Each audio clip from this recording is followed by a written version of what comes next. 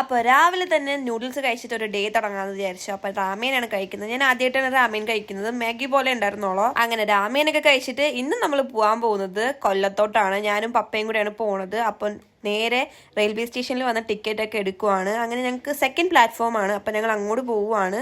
എൻ്റെ വണ്ടി ഞാൻ റെയിൽവേ സ്റ്റേഷനിൽ വെച്ചിട്ട് തന്നെയാണ് പോണത്. അപ്പോൾ നമ്മൾ ട്രെയിൻ കാത്തിരിക്കുവാണ്. കുറച്ച് ലാഗ് ഉണ്ടായിരുന്നു, ലേറ്റ് ആയിരുന്നു ട്രെയിൻ. അങ്ങനെ ഞങ്ങൾ ട്രെയിൻ കാത്തിരുന്ന് കുറച്ച് കഴിഞ്ഞപ്പോഴത്തേക്കും തന്നെ ട്രെയിൻ വന്നിട്ടുണ്ടായിരുന്നു. അങ്ങനെ ഞങ്ങൾ ഫ്രണ്ടിൽ നിർത്തിയ ബോഗിയിൽ കയറി പോയി നടന്നിട്ട് ഞങ്ങൾ S6 പോവേണ്ടിരുന്നത്. അങ്ങനെ നടന്ന് S6 പോയി സീറ്റൊക്കെ കിട്ടി ഞങ്ങൾ അവിടെ ഇരിപ്പായി. ഞാനാണെങ്കിൽ അങ്ങോട്ട് പോണ ട്രെയിനിൽ ഞാൻ തിരിഞ്ഞിട്ടായിരുന്നു ഇരുന്നത്. അപ്പൊ നല്ല തലവേദന ഉണ്ടായിരുന്നു.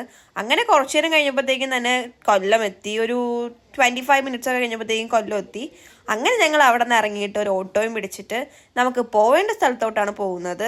അപ്പം നമ്മൾ ചിന്നക്കടയിലോട്ടാണ് പോകുന്നത്. കുറച്ച് സാധനങ്ങളൊക്കെ മേടിക്കാനുണ്ട്. വേറെ സാധനങ്ങളൊന്നും അല്ല, കുറച്ച് ലൈറ്റൊക്കെ മേടിക്കാനുണ്ട്. അതിന് വേണ്ടിയാണ് വന്നത്. അവിടുത്തെ സാധനങ്ങളൊക്കെ മേടിച്ചിട്ട് ഒരു മിററും കണ്ടിട്ട് മിറർ വീഡിയോ എടുത്തിട്ട് ഞങ്ങൾ നേരെ പുറത്തോട്ട് ഇറങ്ങി. പിന്നെ വേറൊരു കടയിലും കൂടെ കയറാനുണ്ടായിരുന്നു.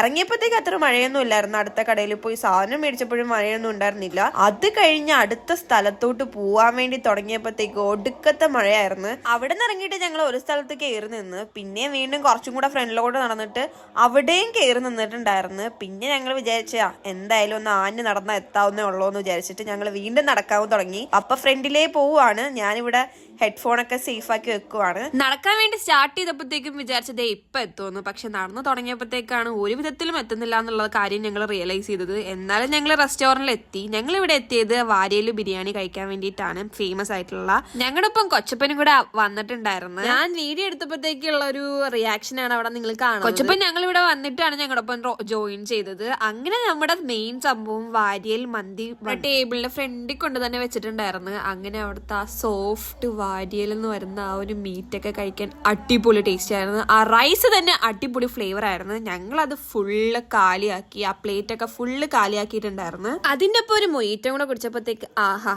അടിപൊളി.